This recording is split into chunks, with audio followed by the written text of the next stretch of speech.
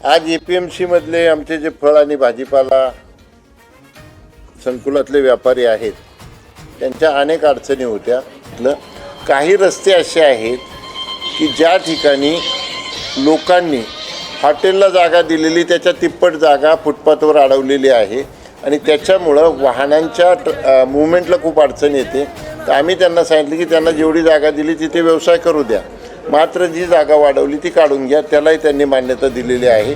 आणि इतर अनेक काही वैयक्तिक विषय होते त्याच्या संबंधी चर्चा झालेली आहे आणि सोनी साहेब अतिशय सकारात्मक आहेत।